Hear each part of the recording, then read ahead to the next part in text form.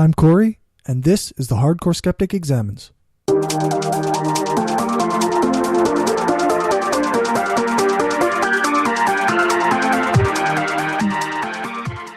Hey folks, and welcome to the Hardcore Skeptic Examines, the podcast that takes a very long look at a particular subject through a series of interviews and commentary. This is the 13th episode in the first season of this show, and the subject at hand is social justice. I did this interview after reading an article titled, "Top Democrats Are Wrong. Trump supporters were more motivated by racism than economic issues," by Mehdi Hassan, in which, I probably butchered that, but anyway, he discusses the work of a political scientist and expert on race relations in America named Philip Klinkner. After reading the article, I felt that I had to reach out to Phil and interview him myself. It was an interesting and informative interview. He's also the co-author of a book called The Unsteady March, The Rise and Decline of Racial Equality in America, which we touch on a little bit in the interview. I hope you enjoy it, and I gotta apologize for the audio quality. I'm gonna blame Skype, and yeah, I'm gonna blame Skype. So here it is, my interview with Phil Klinkner.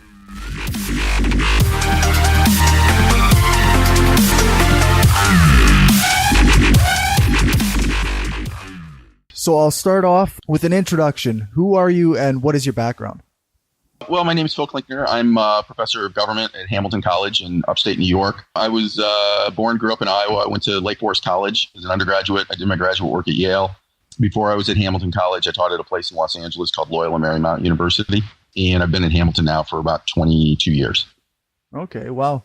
So you wrote a book in 2002? 2000. 2000? On race issues in America. Right, exactly. What was the overall idea behind the book, and what were some of the conclusions you kind of came? Yeah, sure. So the title of the book is called The Unsteady March, and I wrote it with Roger Smith, who's at the University of Pennsylvania. And Rogers and I argued, as you might get from the title, that while most people think that progress towards racial equality is a steady march. Things were bad at the beginning. We had slavery, we had Jim Crow. Things consistently over time have gotten better. And what we argue is that they've not. There have been periods where we've made great and significant advances, but there are other times in which we've regressed and things have actually gotten worse. And we argue that America has only moved towards racial equality for African Americans in very particular moments in our history, and those are around wars. The first was during the Revolution and immediately after, when we saw emancipation of slavery in the North. The second is during the Civil War, when we saw the abolition of slavery throughout the United States. And then finally, this sort of prolonged period of World War II and the Cold War, where we saw the Civil Rights Movement. And we argue that the mechanism was that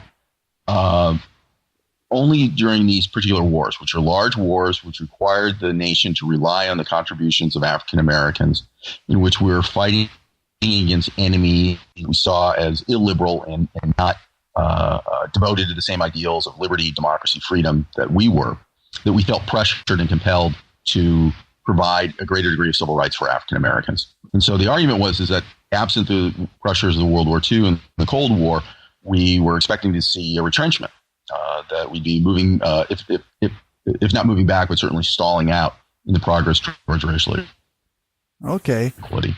And how do you think that that's played out? Do you think that we've ended up backtracking as a society? Well, I think we certainly stalled out. I mean, you can look at by any number of measures of sort of the economic progress of African Americans, and that largely stalled out beginning in the 1970s. The economic position of African Americans relative to whites really hasn't budged much in the last 30 or 40 years. Residential segregation still remains, it's come down a little bit, but it still remains very, very high. Public schools are probably now more segregated than they were 20 or 30 years ago. And then also, I think what we're seeing with the rise of Donald Trump is that increasingly our politics revolve around questions of race, nationality, ethnicity, and religion. And so at one time you had sort of two parties, at least the elite of both parties, which were devoted to, if only for pragmatic reasons, were devoted to the idea of racial equality. That's no longer the case. I think that we've seen the Republican Party has moved significantly away from that. There were always dog whistles and subtle suggestions appealing to racial conservatives. But I think Trump has brought that out in the open and is pretty explicit about it. Right. Yeah. I mean, just in layman, like dealing with regular people on the street or whatever, not academically, I know people who have said, if you talk to your black friends, racism is still alive and well in America. Right. Yeah. And I mean, it always has been. I think that, again, there was this period beginning in World War II and the Cold War in which American elites realized that sort of overt racism was hurting America in its struggles abroad against Hitler, against the Soviet Union. They needed to appeal to non-whites around the world. They had to sort of capture their hearts and minds, and they couldn't do that when there was sort of terrible racism at home. That pressure's gone now, and that elite consensus has broken down. And so now you have Trump and other people in the Republican Party and the alt-right who are much more open and explicit about their appeals to racial identity. Right. Is there a way that we can demonstrate this racial attitude empirically? Mm-hmm. Yeah, I mean, one way is just with survey measures. And what we're seeing now is that, well, the overall level of sort of what social scientists call racial resentment. It's a battery of questions that they ask people, how do you feel about African Americans? And do you think that they're getting unwarranted special treatment? And whether you think that's good or bad. That level hasn't really changed much over the last couple of decades. It's been pretty consistent. But what we're finding is that increasingly how you respond to those questions defines who you vote for, which party you belong to. It used to be that it was a pretty mixed bag. Democrats and Republicans weren't all that different on it, especially among whites. But increasingly what we're seeing is that how you feel on those questions really does more and more determine whether you vote Republican, whether you identify with the Republican Party. So increasingly our politics is about this issue of sort of race and identity, who is or isn't an American. You can look at similar questions, for example, relating to immigration and other things that suggest that these are becoming more important in defining our politics today than they were 30 or 40 years ago, when the divides were more about size and scope of government. Okay.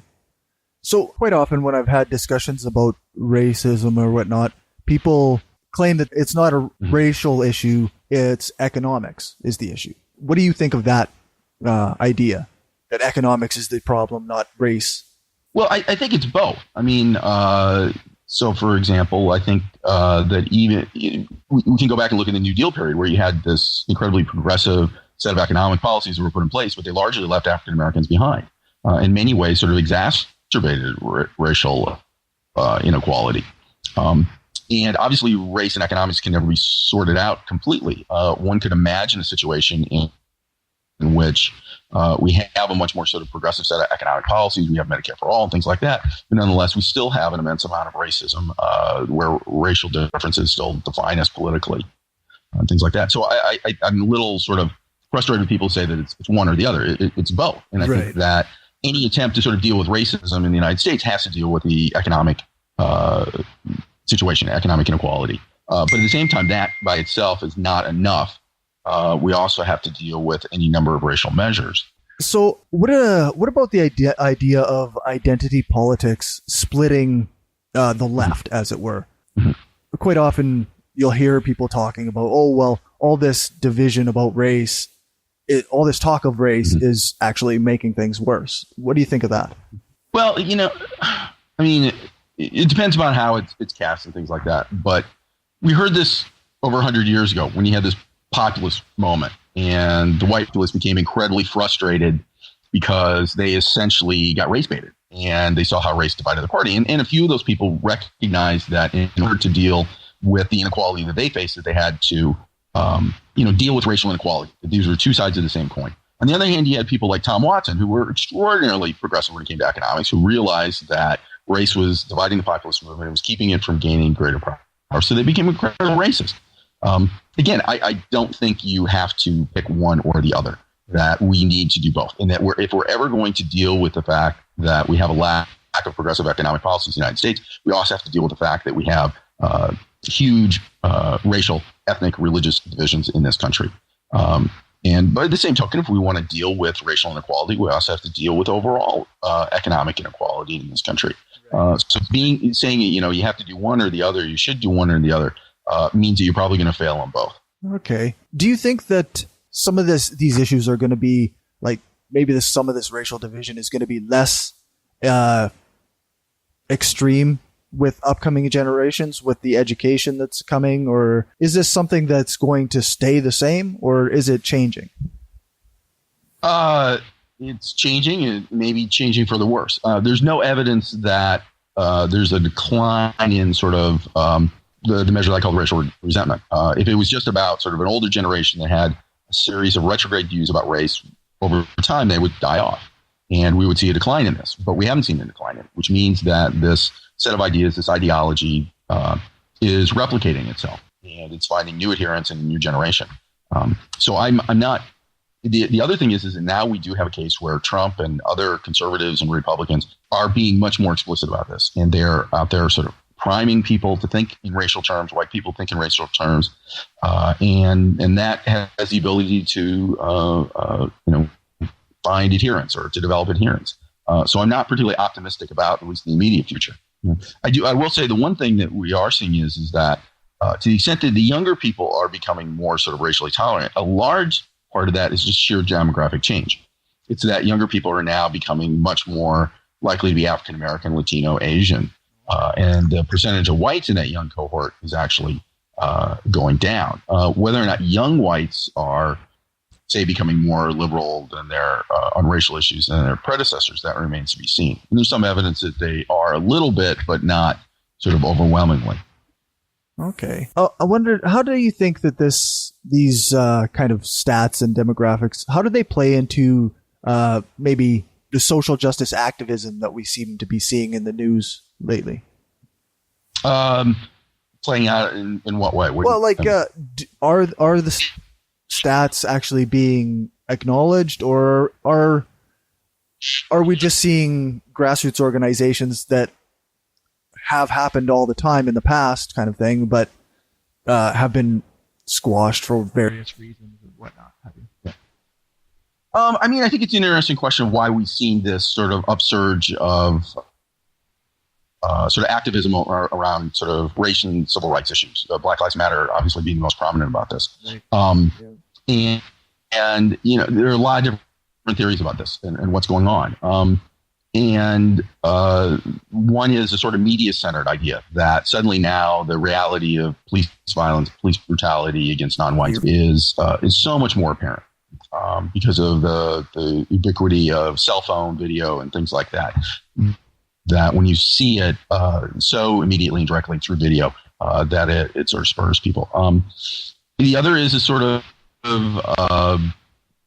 idea that crime rates are much, much lower now than they've been in the past, and that there's a broader intolerance in the larger community, both African American and white, for police violence. Because say 20 or 30 years ago, when crime rates were much higher, people might have said, well, that's terrible, but the police really need to be able to do their job because crime's really terrible. Now the crime rates are much lower. People are less tolerant of that type of police abuse.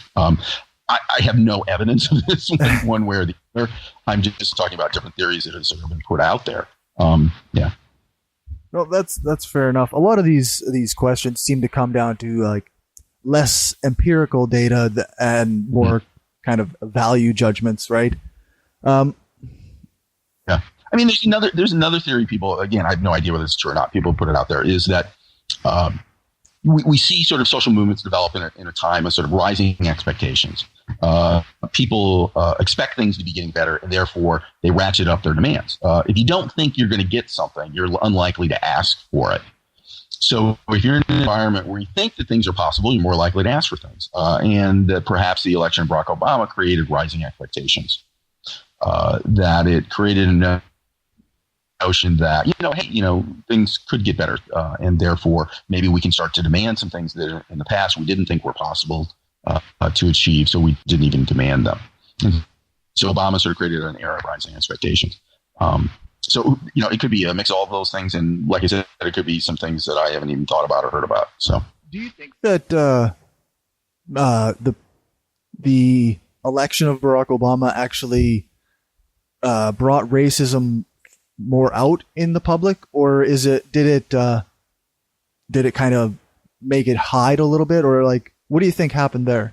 I think it made it much more salient in our politics. It really did sort of bring it out. And it's very clear work that I've done. Scholars like Michael Tesler and others have showed pretty conclusively that with the appearance of Barack Obama on the scene, that race became increasingly defining feature of our politics. It increasingly defined how we vote, which party we identify with, and largely because the image of Barack Obama as an African American, as president, as the most powerful person in the land, as a Democrat, made that issue crystal clear to people, and increasingly that sort of defined their choices. Yeah, it's an interesting phenomenon. I mean, and the other thing is, it just brought all sorts of stuff out of the woodwork. The birther stuff, the belief that Barack Obama is a Muslim, all those sorts of things. There's always crazy conspiracy theories around different presidents, especially Democrats, it seems. But the ones with Obama were so explicitly racist. The whole birth thing was just racist, from the very beginning. The irony is that in 2008, we did have one candidate where there were legitimate constitutional scholars had questions about whether or not he would be eligible to be president because of where he was born. But that candidate was John McCain, because he'd been born in the Panama Canal Zone. And obviously he's born American citizen. His father was there as a naval officer. Right. But there were some questions about sort of the status of this, and he was born slightly before they changed the law on this and so on. But most people thought it was utterly irrelevant. He, for all intents and purposes, was considered by everybody to be an American citizen. Right. There were a couple of constitutional law scholars who sort of said, there are some questions here, but not in a way to try and delegitimize him. It was just sort of, there's an interesting constitutional question here. But we ended up getting this massive sort of debate about Barack Obama and his citizenship that carried on while he was president, right. Continued even after he issued the long-form birth certificate. And again, one of the key figures in the whole birther movement was Donald Trump. And that's when he really sort of jumped out as a potential sort of Republican candidate. So he started beating the birther drum in the spring of 2011. And he jumped towards the top of the polls for the GOP nomination for 2012. Yeah. He didn't run in 2012. He waited until 2016. But that was a moment in which I think it was, certainly I think in Trump's mind was really crucial in saying that this is a line of argument. This is a strain in American politics that I can tap into and be successful with. I guess this is just kind of an opinion question. What do you think the election of Donald Trump says about America? It says a lot of things. I mean, I think what it says is that Rogers and I wrote a piece sort of building off our book a couple months ago, where we said that in many ways this is a return to a sort of normal politics. That throughout most of American history, the central questions of our politics are who really is or isn't an American. Issues of race, nationality, ethnicity have been central to our politics. And it just seems different because we've come out of this sort of prolonged period from mid-20th century roughly to the present, in which elites had very powerful pragmatic reasons for suppressing those sorts of questions. And in many ways, we're now back to a normal politics. I like to point out that in the United States, we've always had at least one, and usually more than one party devoted to some aspect of white nationalism, white Christian nationalism, something like that. So 100 years ago, the Republican Party was, dead set against letting immigrants from most of Europe into the United States. And the Democratic Party was explicitly a white supremacist party. And that's sort of what our politics revolved around. And I think we're moving back to that. I mean, to me, it's not a particularly positive move, but it's one that we've seen throughout most of American politics. It's a little disturbing, actually. Yeah. I'm not the guy if you want to like an optimistic take on what happens and talk to. So yeah, no, I after reading the piece referencing your work in The Independent, I think it was maybe it was The Intercept. Intercept. Yeah. One of those words, something like that. Yeah. I really wanted to get into this idea of empirical data pointing at racism, because there's been a lot of this, even on the left, this denial that racism is a problem. People think that racism is solved. Yeah. And I wonder, how can we show to people that this is still an issue. Yeah, I mean, I don't want to make this sound like I think it's just all about race. And I am economically progressive, and I voted for Bernie Sanders in the primaries, and I grew up in a union household in the Midwest, and I can see the devastation when I go back home. The devastation is wreaked on what used to be vibrant communities. And, so I'm not, insensitive to those sorts of things. Right. But I think if you look at the data on what happened in 2016, what moved voters, if you want to explain why somebody would vote for Barack Obama in 2012 or 2008 and 2012, and then Donald Trump in 2016, the questions that seem to have the most impact are how they think about African Americans, how they think about immigrants, how they think about Muslims, and so on. Again, people are very complicated. They might hold a sort of, different set of views. They might hold some particularly non-charitable views towards African Americans or immigrants, but they might still vote for Barack Obama for a variety of different reasons. But again, if you want to sort of explain that movement, you need to look at how do they think about African Americans, how do they think about immigrants, how do they think about Muslims, much more than what they think about the minimum wage, what they think about guaranteed health care, and those sorts of things. Now, that said, I think guaranteed health care is a great thing, and I think it's a good thing. But will that suddenly sort of create a brand new majority coalition for Democrats? I'm not so sure. The hope with Obamacare was, so when Obamacare was passed, Democrats, many people on the left said, look, we're going to do this. And what we'll do is we'll show to these working class people who feel as though they're increasingly under pressure, the government doesn't do anything for them. We'll be able to demonstrate to them with these policies that we, the Democrats, care about them, and we are working to materially improve their lives. And you get into arguments about whether Obamacare did enough of that or could have done it in a better way or whatever. But nonetheless, Obamacare was an effort to do that. And by many measures, it made real improvements. But then we had the case in 2016 where people are voting for Donald Trump because he's going to build a wall, and they're just choosing to tune out that he's going to take away Obamacare, or they're figuring that, well, if he builds a wall, we're going to have good jobs, so I don't need to worry about Obamacare, and those sorts of things. There's this assumption, I think, among many people, left Democrats, that people vote on the basis of policy. They don't. They vote on the basis of identity, and and I think one of the things that a lot of working people voted Democratic, in large part because of unions, and unions gave them an identity as workers and tied that to a set of policies and things like that. Unions have been devastated in this country. In some ways, it's no surprise that two of the states that swung against the Democrats this time were Michigan and Wisconsin, which were states that moved to open shop. They got rid of, closed shop. They've done their best to sort of undermine both public and private sector unions in those states in the last couple of years. And so I think in some ways, people on the left, if they want to think about having a sort of viable political program, yes, absolutely. We need to talk about economics, and we need to talk about social programs, things like that. But we also need to talk about unions and how do we rebuild unions, because I think it's an open question of whether or not you can have a viable left in any country without a vibrant union movement. But it's not because unions advocated for this policy or that policy. So on. It's because they provide an identity that people have that was different than sort of being white or being a member of this town or that. They were members of, the mine workers union, the steel workers union, or AFSCME, or whatever it was. And that was hugely important. And so I think we need to understand that all politics is an identity politics. Very few people, sure, my friends who have PhDs and stuff like that, yeah, we talk about policy and world walks and stuff like that. Most people don't know policy, don't care about policy. They have an identity. And we need to sort of think about an identity on the left. And that is an identity that you are a worker, you are part of a labor movement, you have solidarity with these people. And that's how you identify with them. You identify with your union. It's interesting. I wonder if, because actually we have that a little bit here, although there's no unions, like with the oil field, there's no union, but people who identify as oil field workers are strongly oil field people. Yeah. Yeah. Well, I mean, the union, the percentage of workers in Canada who are union members is much larger in the United States. I want to say it's around a quarter or more. Yeah, something it's like that. Quite high. Yeah.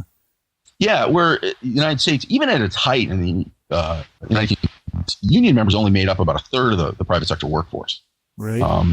And so unions were always much weaker in states. And this has been an enduring question that historians have been asking for over a century about why no socialism in the United States? Why is it that we never sort of developed a real kind of labor left movement in the United States? And I'll leave it to others to sort of, discuss it. But one thing I will say is one of the main reasons, identity politics, that economic elites were able to use race as a way of dividing the working class. And W.B. Du Bois, the great African-American scholar, hit on this back in the 1930s. He said that in the post-Civil War South, why didn't poor whites and poor blacks join together to achieve things for their own benefit? And he says is because whites could be paid what he called the psychological wage of whiteness. In exchange for a higher material wage, they got the psychological wage of whiteness, which was that even though they were poor, they were still white, and there were social advantages.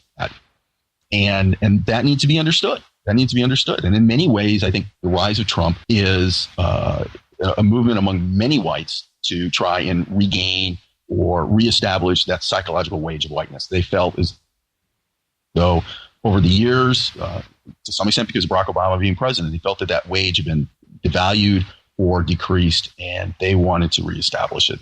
They were the dominant social again. Yeah. Do you think that things like the psychological wage of whiteness, is that like something that is just accepted as a fact among academics or like people who study this sort of thing, where people who are more lay people don't really recognize that overtly? Yeah, I think so. Most people just don't sort of think through these issues. You're not going to find many people on the street, if you ask them about the psychological wage of whiteness, you're going to get a blank look. Right.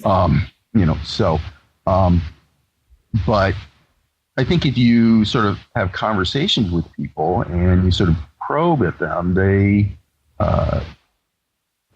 again, it's tough because there is still not to engage in sort of talk or statements that are explicitly racist. And so people are often sort of very reluctant to sort of do this. But I think if you look at, say, Trump rallies and things like that, there's this sort of, I think the whole notion of make America great again was very much this idea that we're going to return to a time and a place where the right people were in charge, in which the old order is going to be restored.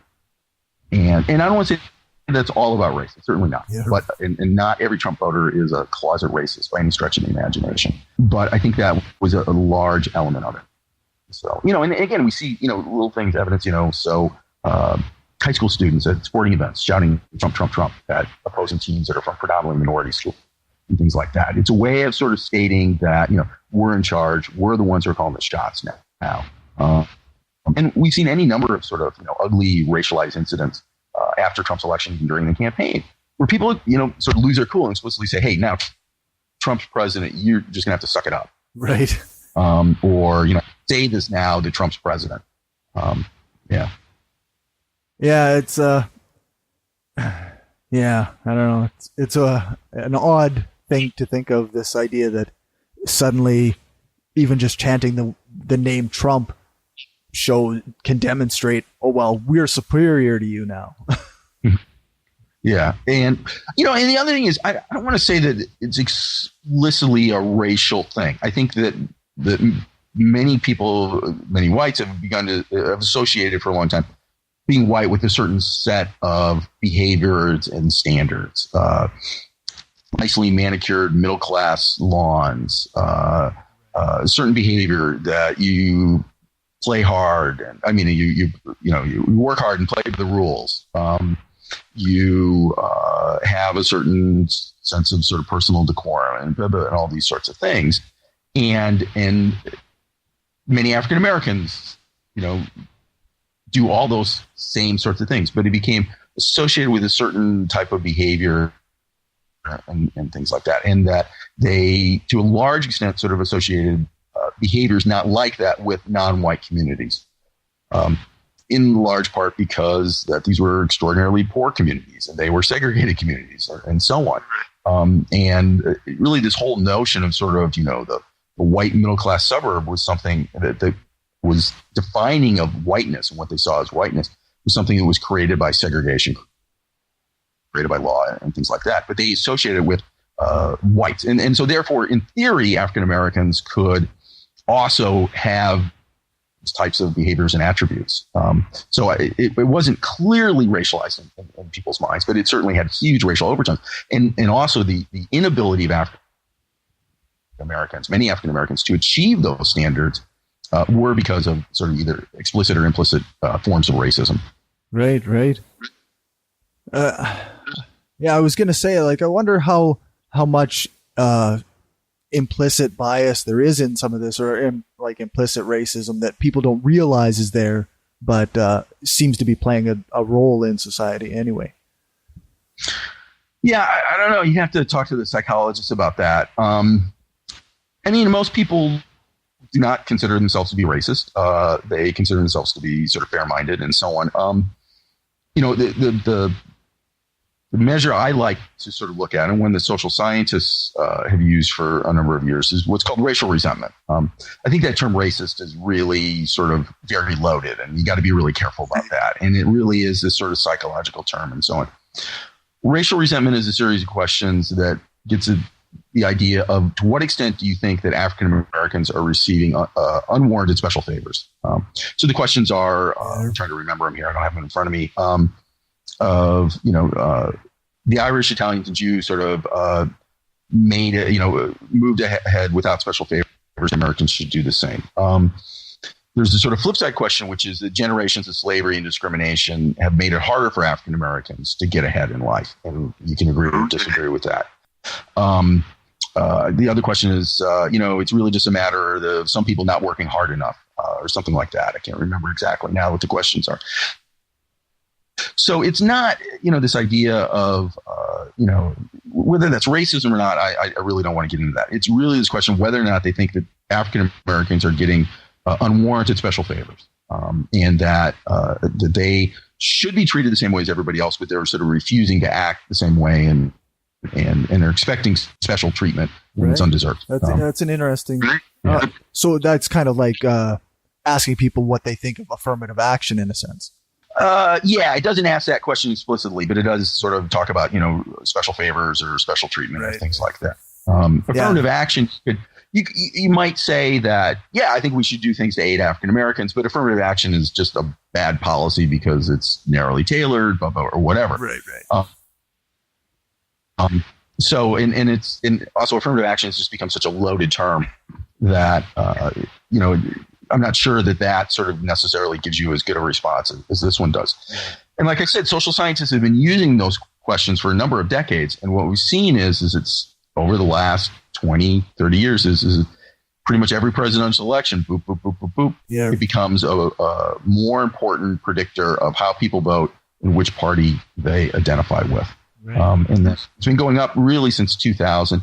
It went up another notch with Barack Obama, and it went up another notch with Donald Trump in 2016. So, and the economic issues are probably even less predictive, or have not changed that much over the years. Yeah, it's an interesting subject. Anyway, I'm doing a series of interviews regarding social justice at the moment, and that's where I found the article about you, and I really wanted to get into this kind of this racial resentment. It seems like this is empirical proof that racism is an issue, or that racial resentment, like you say, is an issue.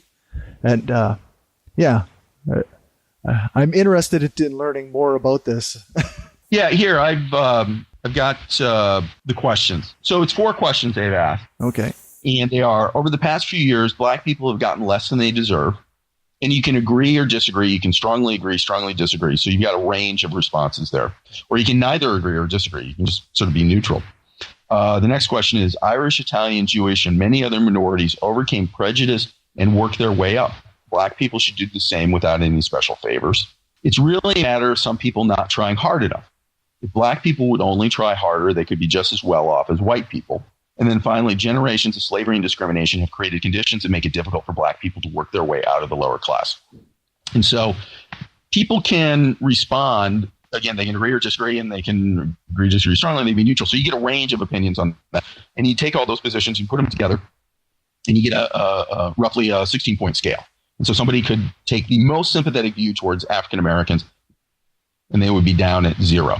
And somebody could take the most resentful view, the least sympathetic view towards African Americans on all those questions, and they would be at the top, up around 20.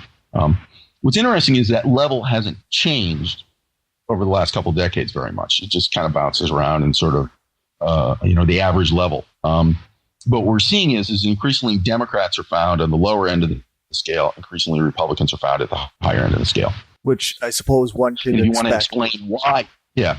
And if you want to explain, for example, one of the, people who switched their vote from Obama to Trump were at the higher end of that scale, right? So there were some people who were, Obama got some votes from people who were at the highest level of racial resentment. Right. And maybe it was a mistake on their part. But maybe they didn't like Mormons. Maybe they didn't like John McCain. They didn't like Sarah Palin. Who knows what it was? But he got some of those votes. But Trump managed to, even though there was no African American on the ticket, made race a more salient issue. And he was able to grab votes of people up there at the top end of the scale. Do you know how is this? How are these questions administered? Is this like a standard survey model where they contact people? Yeah, standard survey. These questions have been asked by social scientists in a number of different surveys over the years. Political scientists tend to use what's called the American National Election Survey, which has been administered first by the University of Michigan and then by other places since the 1950s. They haven't used all the same questions since then. But every 2 years, we get a new, certainly every 4 years of the presidential election, we get a new ANES survey. And they've been asking that racial resentment battery of questions, I think, since like the late 1980s. And it was originally developed, or a similar set of questions in the 1970s. And because as a result of the civil rights movement, because of societal changes, you no longer get meaningful responses when you ask people, questions about explicit racism. And so originally scholars sort of talked about it as symbolic racism. And eventually they sort of refined the questions and sort of talked about it in terms of racial resentment. Yeah, so, I'd like to say. And then I couldn't use the ANES data, but other people have done other surveys where they've asked these questions and get similar sorts of things. So, and one thing we know is these questions are correlated with racial stereotypes. Right. We know that they're correlated with questions like, do you think, how much discrimination is there against African Americans? How much discrimination is there against whites? People think that there's more discrimination against whites than African Americans, are higher on the level of racial resentment. It actually makes me think of a survey that I heard not that long ago where people asked, what do you think is the most persecuted group in America or whatever? And white Christians came out on top. Yeah. A lot of people think that. But again, we were talking before about that psychological wage of whiteness. Right. That they now feel they're persecuted. And because the sort of normal privileges that they associated with being white, and they weren't even a conscious thing, it was just sort of known or understood at a subconscious level, they felt were under threat and under assault. So therefore they felt persecuted. Yeah. I think I've taken enough of your time. I really appreciate it. Okay. Do you have? Great, thank you. Appreciate do you have anything that people should, where they can find anything that you publish or what have you? If they want to know about sort of Trump and so on, I wrote a piece in Vox this past summer. If they Google Klinkner and Vox, they'll find it. There's a piece that I wrote with Roger Smith that was in the Washington Post in their Monkey Cage blog, and they can look at that. That takes a sort of broader historical sweep. I got a piece coming out in the LA Times on Monday about immigration attitudes and how that affected the vote of Trump. And, follow me on Twitter. If I put anything else new out there, I just sort of post it on Twitter and let people know where they can find it. Okay? Cool. I will definitely put links to all that stuff for people to find. Okay. Thanks very much for your time. I really appreciate it. Okay, no problem. Thanks. Have a good day. You too. Bye.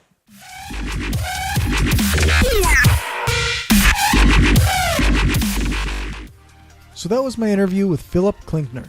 I kind of approached him like I would anyone else and was kind of surprised when he agreed to come on the show without knowing anything about me, because he's an actual academic and has written articles in actual papers and on larger websites. not somebody that I met through the atheist community or skeptic community. So it was really cool of him to come on and help spread some good information.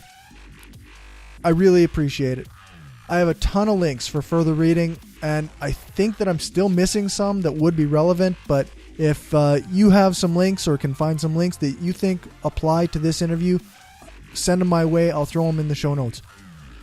Philip doesn't really have a huge online presence, but if you'd like, you can follow him on Twitter at PKLINKNE,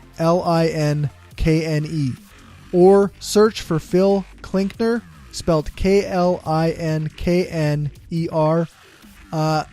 I'll link it in the show notes as well.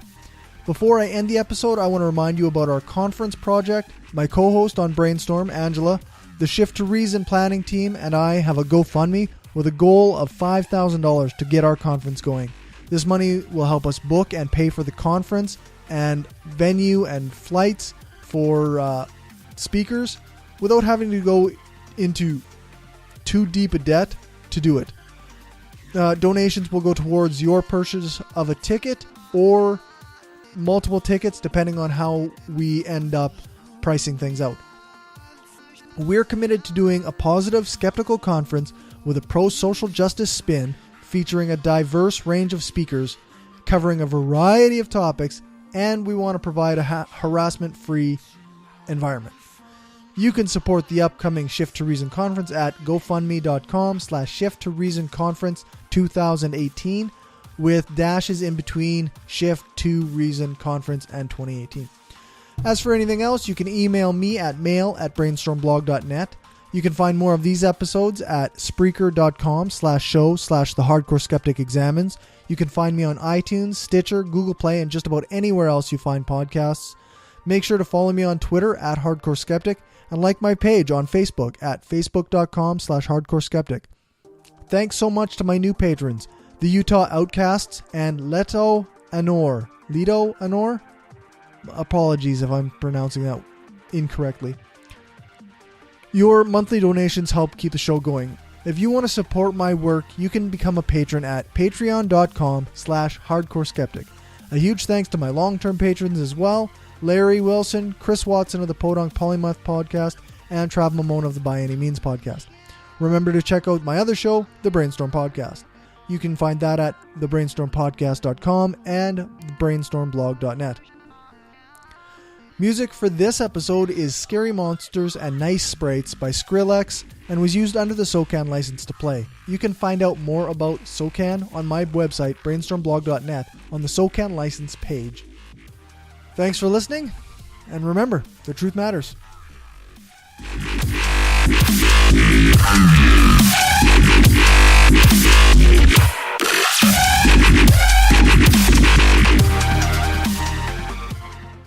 Yeah, I would have guessed from your accent Canadian. Yeah. Wouldn't necessarily be able to place it to the prairies. So. Yeah, it's funny. I talk to a lot of other podcasters, and apparently I have one of the thicker Canadian accents on podcasting. So yeah, I don't notice it myself. I used to, when I was in graduate school, a bunch of my friends were Canadian, so they kind of schooled me in all the different Canadian accents. The best one was the Newfoundland one. Oh yeah. I know. About their bougie. I know guys from Newfoundland who on purpose try to not have their accent. Yeah, it was pretty funny. Okay, well, I guess hopefully that's recording. This is recording.